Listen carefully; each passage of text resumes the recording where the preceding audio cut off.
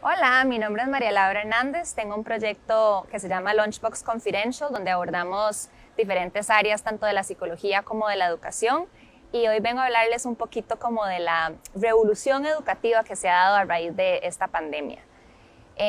Siento que la pandemia ha llegado a enseñarnos muchísimas cosas con respecto a la educación que hay que cambiar y que tal vez estábamos haciendo de formas como muy anticuadas, y nos ha llegado a enseñar muchas cosas que podemos hacer diferente y que son respaldadas por la neurociencia.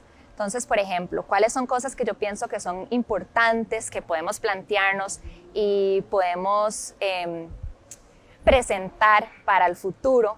Por ejemplo, la importancia de la salud mental. Nos hemos dado cuenta a raíz de esta pandemia que condiciones de salud mental, como por ejemplo la depresión y la ansiedad, le puede pasar a cualquier persona, le pueden ocurrir a cualquier persona. Y con respecto a la educación, siento que saca a la luz muchos de estos temas con los docentes. He tenido la oportunidad de visitar diferentes escuelas y centros educativos, y hay una necesidad importante de atender estas necesidades en los docentes. Entonces sería muy bonito plantearse para el futuro propuestas donde podamos atender estas necesidades, donde podamos darles a los docentes espacios de salud mental, clases o oportunidades donde se sientan escuchados, donde puedan compartir y donde reciban técnicas para manejar este tipo de situaciones. Esa es una importante. Otro reto también de la educación que ha salido a raíz de esta pandemia es y que respalda también la neurociencia, es por ejemplo la importancia del juego en el aprendizaje.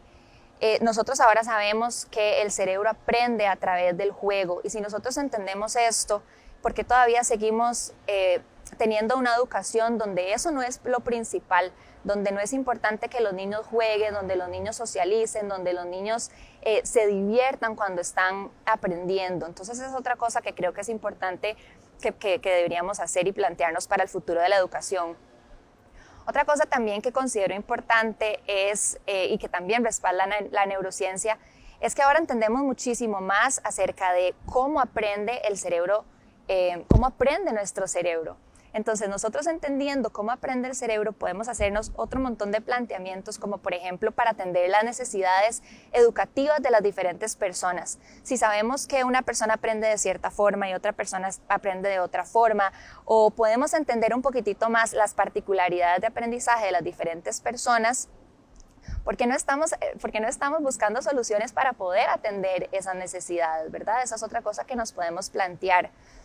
Otra cosa también que nos hemos dado cuenta es que los periodos de atención y de concentración del cerebro son muy cortos en realidad, son pequeñitos. Entonces, pensando en esto, no tiene sentido que nosotros vayamos a una escuela donde tengamos una lección por 1 hora, 2 horas, 3 horas seguidas, con muy pocos descansos, sin movimiento, sin estarnos moviendo, viendo una pizarra, trabajando, donde no estamos divirtiéndonos ni pasándola bien. Eso no es un espacio óptimo para aprendizaje, ¿verdad? Entonces es otra cosa que debemos plantearnos. Hay que buscar cómo acomodar los espacios, entendiendo todo lo que sabemos ahora del cerebro, para poder propiciar ese aprendizaje. Otra cosa que a mí me ha llamado la atención son los espacios físicos de las escuelas o de los institutos educativos. Conocemos también la importancia de la naturaleza para el aprendizaje. Y a mí me llama la atención que los espacios no tengan muchas veces áreas verdes o lugares donde se pueda correr o movilizar o socializar, o donde podamos estar en contacto con la naturaleza. Esa es otra cosa que podríamos plantearnos para poder cambiar. También me llama mucho la atención, por ejemplo, el hecho de que en estos institutos o centros educativos no trabajemos de forma interdisciplinaria. Muchas veces la responsabilidad de todo lo que sucede dentro del aula recae exclusivamente en un docente, y es importante empezar a ver que hay diferentes, y hoy en día hay más como subespecialidades y especialidades, y hay muchos profesionales que abarcan áreas muy específicas con respecto a la educación y el aprendizaje. Y si nosotros pudiéramos encontrar un balance donde podemos trabajar con diferentes profesionales, por ejemplo, para darles un ejemplo, si un estudiante está pasando por una situación donde a través de su comportamiento comunica alguna necesidad, se está portando mal, o está teniendo conflicto con sus compañeros, o está teniendo dificultad para seguir instrucciones.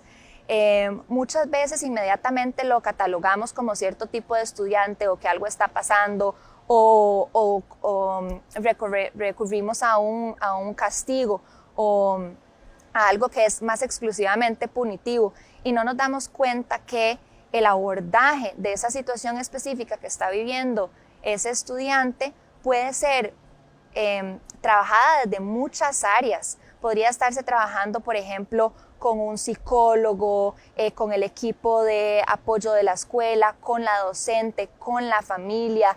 Pueden estar pasando un montón de cosas que, si trabajamos de forma conjunta, vamos a poder verdaderamente atender las necesidades de ese estudiante de una forma más óptima. Entonces, sí, creo que esta pandemia ha llegado a ponernos un montón de retos con respecto a la educación y el aprendizaje, y hay muchas cosas que respalda la neurociencia que podemos empezar a cambiar.